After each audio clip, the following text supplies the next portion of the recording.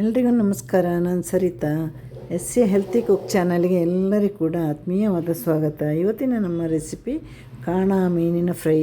ಕಾಣ ಮೀನು ಅಂದರೆ ಎಲ್ರಿಗೂ ಗೊತ್ತಲ್ವ, ಇದು ಸ್ವಲ್ಪ ಕಾಸ್ಟ್ಲಿ ಮತ್ತು ಹಾಗೆ ಇದಕ್ಕೆ ಹೆಸರೇ ಇದೆ ಲೇಡೀಸ್ ಫಿಶ್ ಅಂತ. ಯಾವಾಗಲೂ ಕೂಡ ಇದು ಒಂಥರ ಚೆಂದ ಇರುತ್ತೆ. ಎಲ್ಲ ಲೇಡೀಸಿಗೂ ಅವ್ರದ್ದಾದ ಸೌಂದರ್ಯ ಹೇಗಿದೆ ಹಾಗೆ ನಮ್ಮ ಕಾಣ ಮೀನಿಗೆ ಕೂಡ ಅದೇ ಸೌಂದರ್ಯ ಇದೆ. ಹಾಗಾಗಿ ಹೆಚ್ಚಿನವರು ಇದನ್ನು ಮಾರ್ಕೆಟಲ್ಲಿ ಹೇಳೋದು ಕೇಳಿದ್ದೀನಿ ನಾನು, ಲೇಡೀಸ್ ಫಿಶ್ ಅಂತ. ಇಲ್ಲಿ ನಾನು 1.5 ಕಿಲೋ ಲೇಡೀಸ್ ಫಿಶ್ ತಗೊಂಡಿದ್ದೇನೆ. ಸ್ವಲ್ಪ ಕ್ಲೀನ್ ಮಾಡೋದೆಲ್ಲ ಒಂದು 10-20 ನಿಮಿಷ ತಗೊಳ್ಳುತ್ತೆ ಇದು. ಹಾಗೆ ಒಂದು 10 ನಿಮಿಷ ನಾವು ಹಾಗೆ ನೀರಲ್ಲಿ ಹಾಕಿ ಮತ್ತೆ ಇದನ್ನು ಕ್ಲೀನ್ ಮಾಡುವ. ಇದರ ತಲೆಯನ್ನು ಕೂಡ ನಾವು ಹಾಗೆ ಒಂದು ಬಾಂಡ ಥರ ಫ್ರೈ ಕೂಡ ಮಾಡ್ಬೋದು. ಈಗ ನೋಡಿ, ಮೀನೆಲ್ಲ ಕ್ಲೀನ್ ಮಾಡಿದ್ದಾಯಿತು. ಇನ್ನು ಇದು ಫ್ರೈಗೆ ನಾನು ತಗೊಂಡಿದ್ದು. ಇದರ ಸಾರು ಅಷ್ಟೊಂದು ಚೆನ್ನಾಗಿರೋದಿಲ್ಲ, ಯಾಕಂದರೆ ಸ್ವಲ್ಪ ಸ್ವೀಟ್ ಇರ್ತದೆ ಮತ್ತು ಏನೋ ಸಾರಿಗೆ ಇದು ಸೂಕ್ತವಾದ ಮೀನಲ್ಲ ಅಂತ ನನಗೆ ಅನಿಸುತ್ತೆ. ಅಂದರೆ ಮಾಡೋರು ಮಾಡ್ತಾರೆ, ನಾವು ಹೆಚ್ಚಾಗಿ ಇದನ್ನು ಫ್ರೈಯೇ ಮಾಡೋದು. ಈಗ ತೊಳೆದೆಲ್ಲ ಆದಮೇಲೆ ಈ ಥರ ಲೈನ್ ಹಾಕ್ಕೊಳ್ಳಿ. ನಿಮಗೆ ಬೇಕಾದ ರೀತಿ ಲೈನ್ ಹಾಕಿ, ಯಾಕಂದರೆ ಉಪ್ಪು ಖಾರ ಎಲ್ಲ ಚೆನ್ನಾಗಿ ಎಳಿಬೇಕಲ್ವ. ಹಾಗಾಗಿ ನಾವು ಲೈನ್ ಹಾಕಲೇಬೇಕು. 3 ಲೈನ್ ಹಾಕಿದರೂ ಪರವಾಗಿಲ್ಲ, 2 ಹಾಕಿದರೂ ಪರವಾಗಿಲ್ಲ, 4 ಕೂಡ ಹಾಕ್ಬೋದು. ದೊಡ್ಡ ಮೀನಿದ್ರೆ 2 ಪೀಸಾಗಿ ಕಟ್ ಮಾಡಿ. ಹಾಗೀಗ ನಾನು ದೊಡ್ಡ ಮೀನನ್ನ 2 ಪೀಸಾಗಿ ಕಟ್ ಮಾಡ್ತಾಯಿದ್ದೇನೆ.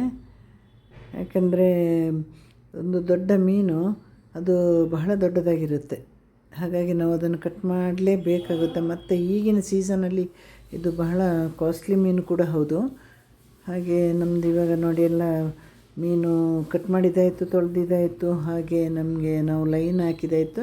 2 ಮೀನನ್ನ ಮಾತ್ರ ನಾನು ಇಲ್ಲಿ ಕಟ್ ಮಾಡಿದ್ದು. ಈಗ ನಾವು ಮನೆ ಮಸಾಲೆ ಹೇಗೆ ರೆಡಿ ಮಾಡೋದು ನೋಡುವ. ಫಸ್ಟ್ ಮೆಣಸಿನಕಾಯಿನ ಚೆನ್ನಾಗಿ ತೊಳೆಯುವ. ಇಲ್ಲಿ ನಾನು ಗುಂಟೂರು ಒಂದು ಸ್ವಲ್ಪ ಕಮ್ಮಿ ಆಗ್ತಾಯಿದ್ದೇನೆ, ಬ್ಯಾಡಗಿ ಸ್ವಲ್ಪ ಜಾಸ್ತಿ ಆಗ್ತಾಯಿದ್ದೀನಿ, ಕಾಶ್ಮೀರಿ ಚಿಲ್ಲಿ.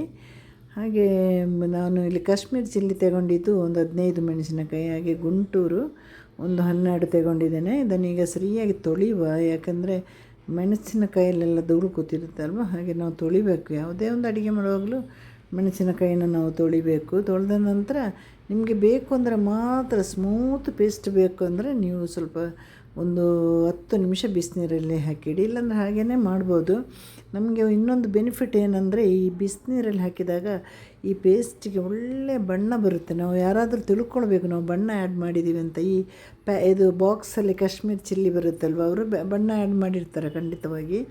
ಆ ಥರ ಬಣ್ಣ ನಮಗೆ ಸಿಗುತ್ತೆ ಬಿಸಿನೀರಲ್ಲಿ ಹಾಕಿ ಮತ್ತೆ ರುಬ್ಬಿದರೆ. ಇಷ್ಟೇ ವ್ಯತ್ಯಾಸ, ಮತ್ತು ಟೇಸ್ಟಿಗೂ ಸ್ವಲ್ಪ ವ್ಯತ್ಯಾಸ ಇರುತ್ತೆ, ಚೆನ್ನಾಗಿರುತ್ತೆ ಟೇಸ್ಟ್. ನಂತರದಲ್ಲಿ ಅದು ಬಣ್ಣ, ರುಚಿ, ಹಾಗೆ ಬೇಗನೆ ನಮಗೆ ಪೇಸ್ಟ್ ಮಾಡಲಿಕ್ಕೂ ಈಸಿ ಆಗುತ್ತೆ. ನೋಡಿ ಇದರ ಬಣ್ಣ ನೋಡಿ, ಇವಾಗ ನಾನು ಎಲ್ಲೂ ಫಿಲ್ಟರ್ ಇಲ್ಲಿ ಹಾಕಲೇ ಇಲ್ಲ. ಇದರ ಒರಿಜಿನಲ್ ಬಣ್ಣ. ಈ ಬಣ್ಣ ನಮಗೆ ಸಿಗೋದು ಪ್ಯಾಕೆಟ್ ಕಾಶ್ಮೀರಿ ಚಿಲ್ಲಿ ಪ್ಯಾಕೆಟ್, ಅಂದರೆ ಆ ಬಾಕ್ಸ್ ಒಳಗಡೆ ಬರುವ ಕಾಶ್ಮೀರಿ ಚಿಲ್ಲಿ ಪೌಡ್ರಲ್ಲಿ. ಈಗ ನಾನು ಇದೇನು ಆ್ಯಡ್ ಮಾಡಿರಲಿಲ್ಲ. 1 ಸ್ಪೂನು ಅರಿಶಿನ ಪುಡಿ, ಹಾಗೆ 1 ನಿಂಬೆ ಹಣ್ಣು ರಸ ಮತ್ತು ರುಚಿಗೆ ತಕ್ಕ ಉಪ್ಪು. ನಾನಿಲ್ಲಿ 1.5 ಸ್ಪೂನಷ್ಟು ಉಪ್ಪು ತಗೊಂಡಿದ್ದೇನೆ.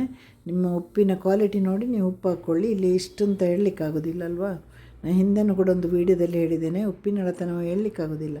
ಯಾಕಂದರೆ ಒಬ್ಬೊಬ್ಬರು ಒಂದೊಂದು ಕ್ವಾಲಿಟಿಯ ಉಪ್ಪು ತರ್ತಾರೆ. ಒಂದು 40 ರೂಪೀಸ್ ಉಪ್ಪು ಸಿಗುತ್ತೆ BP ಅವರಿಗೆ ಅಂತ, ಅದೆಷ್ಟು ಹಾಕಿದ್ರೂ ಉಪ್ಪು ತಾಗೋದೇ ಇಲ್ಲ.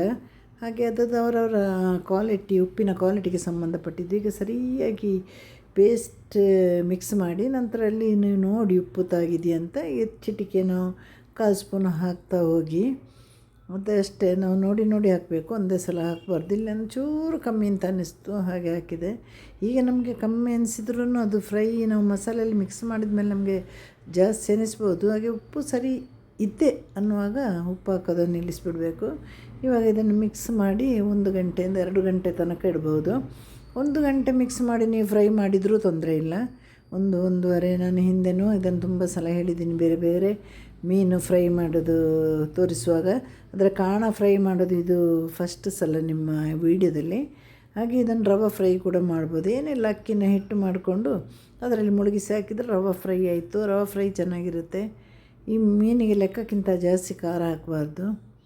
ಅನ್ನ ರಸಂ ಜೊತೆಲ್ಲ ಖಂಡಿತವಾಗಿ ಸೂಪರಾಗಿರುತ್ತೆ. ಈಗ ನಾನು ಇಲ್ಲಿ 1-1.5 ಗಂಟೆ ಇಡ್ತೇನೆ. ಅಷ್ಟೊತ್ತಿಗೆ ನಮಗೆ ಬೇರೆ ಸಣ್ಣ ಪುಟ್ಟ ಕೆಲಸಗಳೆಲ್ಲ ಇದ್ದರೆ ಮಾಡ್ಬೋದಲ್ವ. ನಾನು ಫ್ರೀಝರಲ್ಲಿ ಇಟ್ಟು ಬೇಕಾದಷ್ಟು ಫ್ರೈ ಮಾಡೋದು. ಇವತ್ತಿಗೆ 2 ಪೀಸ್ ಫ್ರೈ ಮಾಡ್ತಾಯಿದ್ದೇನೆ ನಿಮಗೆ ತೋರಿಸ್ಲಿಕ್ಕೋಸ್ಕರ. ನಾವು ಈ ಥರ ಮೀನು ತಂದರೆ 1 ವಾರಕ್ಕೆಲ್ಲ ಇಡ್ತೀವಿ. ಫ್ರೀಝರಲ್ಲಿ ಇಟ್ಟರೆ ಏನಾಗೋದಿಲ್ಲ. ನಾರ್ಮಲ್ ಟೆಂಪರೇಚರ್ಗೆ ಬರುವಾಗ ಅದನ್ನು ಕೆಳಗಡೆ ಇಟ್ಟು ಮತ್ತೆ ಫ್ರೈ ಮಾಡಬೇಕು, ಮತ್ತು ಫ್ರೀಝರಲ್ಲಿ ಇಡ್ಬೋದು.